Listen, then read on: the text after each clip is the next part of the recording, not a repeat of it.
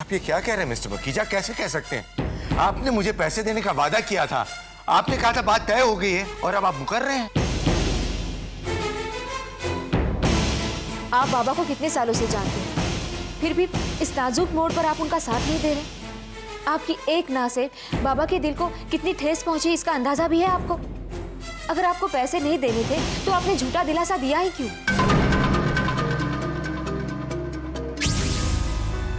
अगर आपको हमारे साथ करोड़ों का कॉन्ट्रैक्ट करना है तो आप मिस्टर पांडे को लोन नहीं देंगे। तो मैं समझ लूं कि आप मिस्टर पांडे की मदद नहीं करेंगे?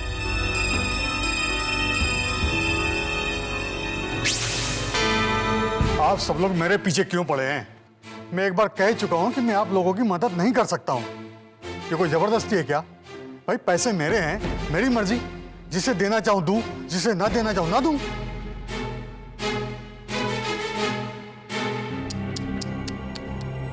बहुत दया आ रही है मुझे आप पर। बुरे वक्त पर हर कोई साथ छोड़ देता है, लेकिन मैं अभी भी आपके साथ हूं। आपको मेरा ऑफर याद है ना? मैं अभी भी आपके जवाब का इंतजार कर रही हूं। अगर आप चाहें तो सबके सामने मुझे बहू के रूप में स्वीकार कर सकते हैं।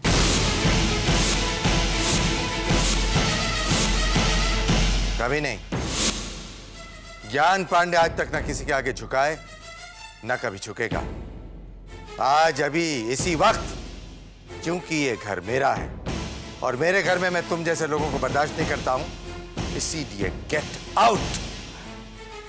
मिस्टर पांडे, इतना घमंड अच्छा नहीं है।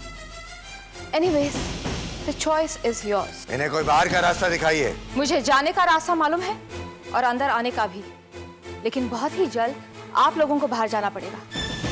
इसीलिए रास्ता याद कर लीजिएगा।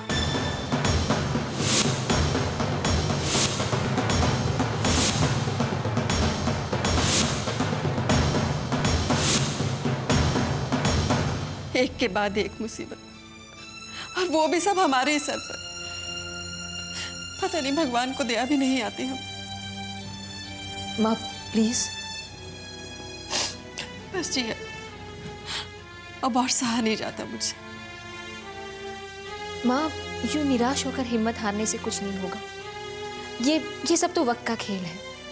बस कुछ ही दिनों की बात है, हम अपनी सारी परेशानियां दूर कर देंगे। और कहते हैं ना कि जब अच्छा वक्त नहीं रहा तो बुरा वक्त भी नहीं रहेगा माँ। पर आज जो हुआ बेटा, वो औरत हमारे ही घर में, हमारे ही परिवार के सामने हमारी इज्जत सरेआम उछाल रही। हाँ माँ, अब बात हमारे स्वाभिमान की है। हम हर कठिनाई बर्दाश्त कर सकते हैं, लेकिन बाबा के स्वाभिमान पर कभी आँच नहीं आने देंगे। माँ, अब हमें मजबूत बनना होगा, भले ही इस वक्त हमें ये घर छोड़ना पड़े, लेकिन मुझे पूरा विश्वास है बहुत ही जल्द हम अपना घर बचाने में कामयाब हो जाएंगे। कितनी आसानी से तुमने ये कह दिया कि हमें ये घर छोड़ना होगा। इस घर की एक एक चीज मेरी मेहनत की कमाई से बनी हुई है। टुकड़ा टुकड़ा जोड़कर एक सपना सजाया था मैंने इस आशियाने के जरिए। ये फर्श, ये छत, ये दीवारें, इन सब में इस परिवार की खुशियां पली बड़ी है। इसी घर के आंगन में मेरे बच्चों की किलकारियां गूंजी थी। उनके बचपन से जवानी तक के सफर का साथी रहा है ये घर। इसे कैसे छोड़ दूं मैं? और आज ये घर एक ऐसे इंसान के हाथों में जा रहा है जो उसे पूरी तरह तबाह कर देगा। मेरे सपनों का ये आशियाना पूरी तरह तहस नहस हो जाएगा, सिर्फ तुम्हारी वजह से।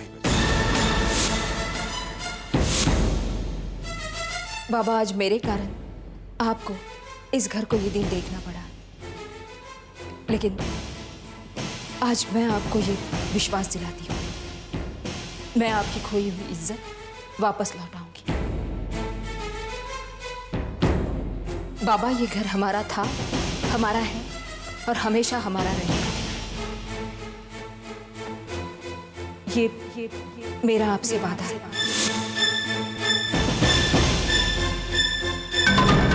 इसे कहते हैं शह और मात। अब सारे मोहरे मेरे हाथ में हैं। ज्ञान पांडे को बचने के लिए अब कोई रास्ता नहीं रह गया। वो वक्त आ ही गया जिसका हमें बरसों से इंतजार था। वो पांडे हाउस अब मेरा होगा, मेरा, रूबी पांडे का। मॉम, कहीं आप नेत्रा पर कुछ ज्यादा ही भरोसा तो नहीं कर रहे? बात भरोसे की नहीं है बेटा, बात है मजबूरी की। नेत्रा का एक बहुत बड़ा राज हमारे पास है।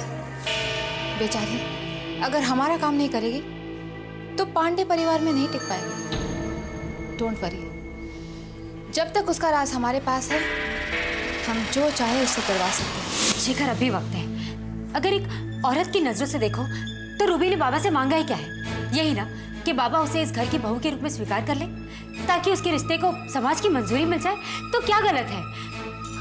बस इतनी सी बात मान लेने पर अगर हमारे घर पर छाए हुए मुसीबत के बादल टल जाए तो क्या बुरा है शेखर? बाबा अपनी इज्जत छोड़ क्यों नहीं देते? क्या नाप शनाप बकरी तुम? हर किसी को पांडे खानदान की बहू बनने का दर्जा नहीं मिल सकता। ये तो कभी बाबा मानेंगे नहीं ना। उस औरत की वकालत कर रही हो तुम जिसने बाबा की इंसल्ट की है। शेखर, मैं किसी की वकालत नहीं कर रही हूँ, मैं एक प्रैक्टिकल बात कर रही हूँ।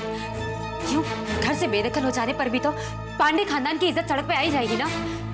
परिवार की भलाई के लिए अगर बाबा अपनी जिद छोड़ दे तो क्या फर्क पड़ जाएगा शेखर? शेखर, और किसी का नहीं तो हमारे आने वाले बच्चे के बारे में सोचो।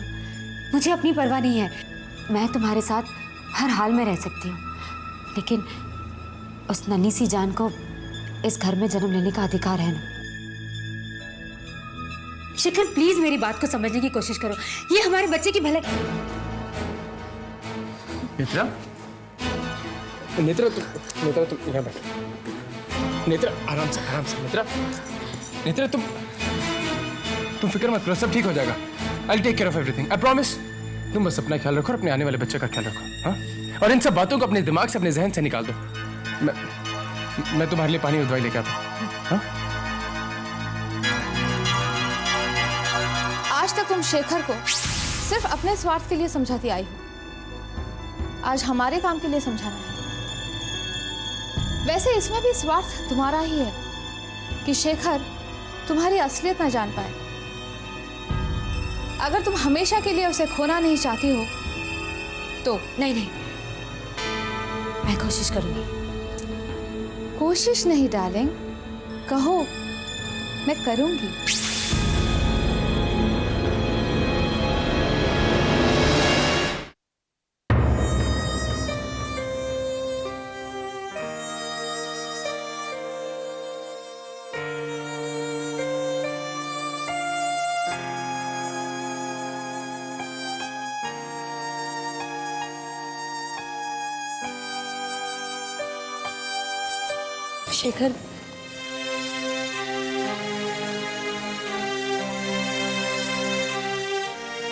शेखर, मैं रूबी को लेकर बहुत परेशान हूँ।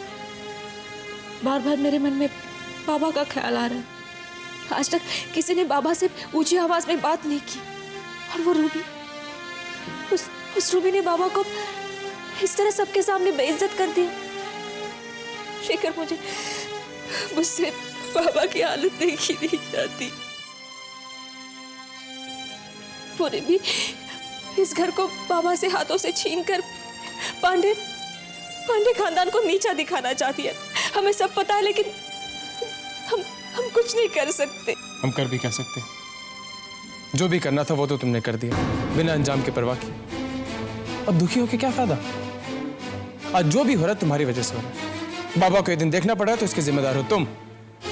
पांडे खानदान पर अगर आंच आई है तो। मैं मानती हूँ शेखर, मैं सब मानती हूँ, मैं अपना गुनाह कबूल करती हूँ, लेकिन मुझे इस बात का भी दुख है कि मेरी एक गलती की सजा पूरे परिवार को मिल रही है। तुम मुझे जो चाहे कहो, जैसा चाहे समझो, लेकिन मेरी तुमसे एक विनती है। शेखर, बाबा बहुत अकेले हैं। वो किसी से कुछ कहते नहीं, लेकिन सारा दर्द उन्होंने अपने मन में छुपा के रखा है। आज उन्हें तुम्हारे साथ की बहुत जरूरत है शेखर, इसलिए शेखर तुम उनका हाथ थामे रखो, उन्हें लड़खड़ाने से बचा लेना शेखर। नेत्रा, तुम्हारी दवाई। बहुत देर कर दी आने में। नहीं, वो बस दवाई देख रहा था। मैं कब से तुम्हारा इंतजार कर रही हूँ, कहीं रुक गए थे? तुम दवाई खा के आराम कर लो, तुम्हें सुबह से कोई ना कोई टेंशन है। मेरी तरफ देखो शिखर,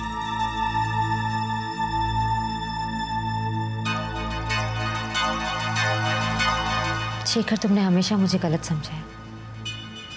क्या आज मेरी एक बात मानोगे? कौन सी बात? पहले तुम प्रॉमिस करो कि तुम मेरी बात जरूर मानोगे।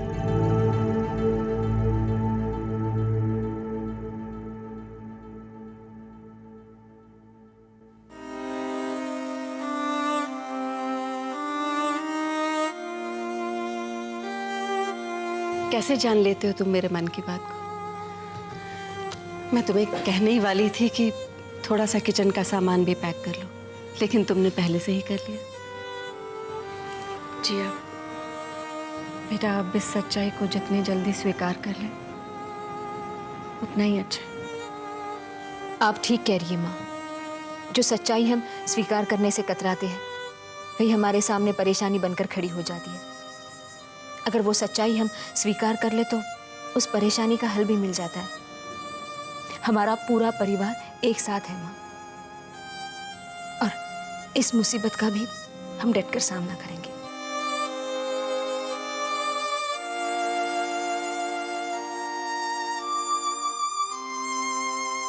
पता नहीं इस घर में फिर दोबारा कभी पूजा होगी भी कि नहीं।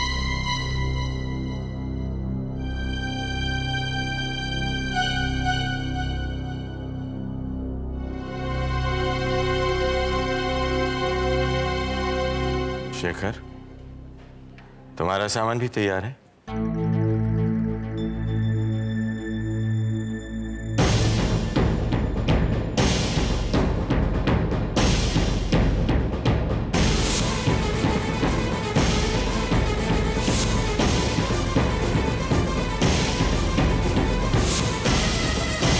अरे, मुझे देखकर आप लोगों के चेहरे से रंग क्यों उतर गया? मैं आप लोगों को परेशान करने नहीं आई हूँ, और ना ही आप लोगों को इस घर से निकालने आई हूँ। तो फिर यहाँ क्या करने आई हो? कोई और पासा फेंकने का इरादा है?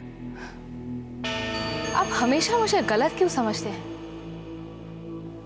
जब मुझे पता चला कि पांडे परिवार में एक और पीढ़ी आने वाली है, तो मेरे दिल में ममता जाग उठी।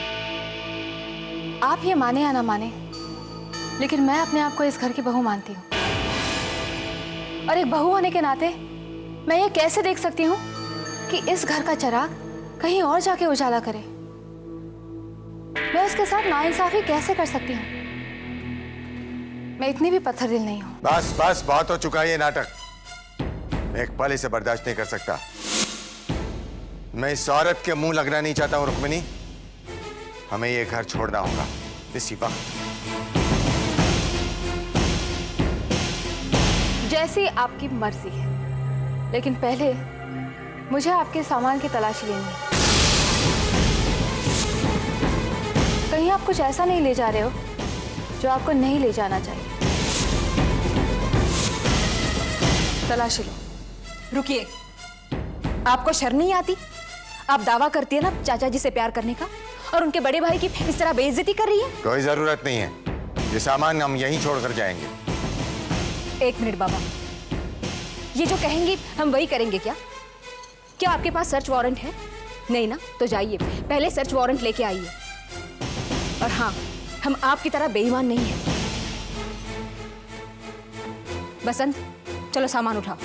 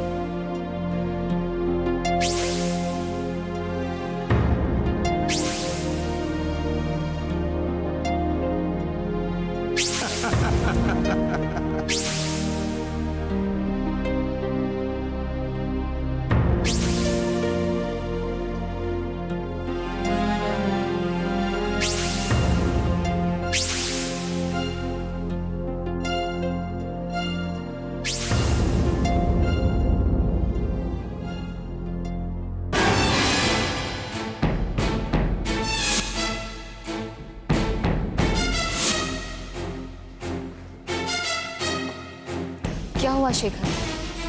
तुम रुक क्यों गए? बाबा, मुझे लगता है कि हमें रूबी आंटी की बात को एक बार ठंडे दिमाग से सोच लेना चाहिए।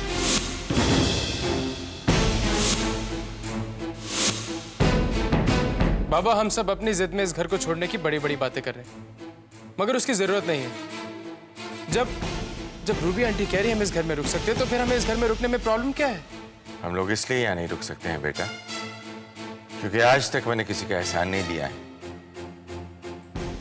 मेरे हाथ आज तक ना किसी के आगे फैले हैं और ना ही फैलेंगे। मैं टूट सकता हूं शिखर, लेकिन झुक नहीं सकता हूं। हम कहीं भी रह लेंगे, लेकिन स्वाभिमान की कुर्बानी करके यहां नहीं रह सकते हैं।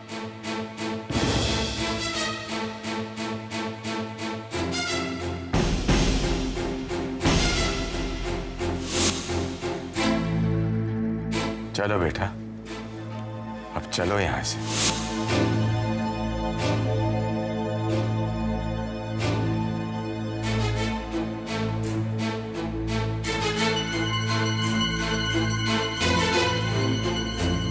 मैं आपके साथ नहीं आ सकूंगा।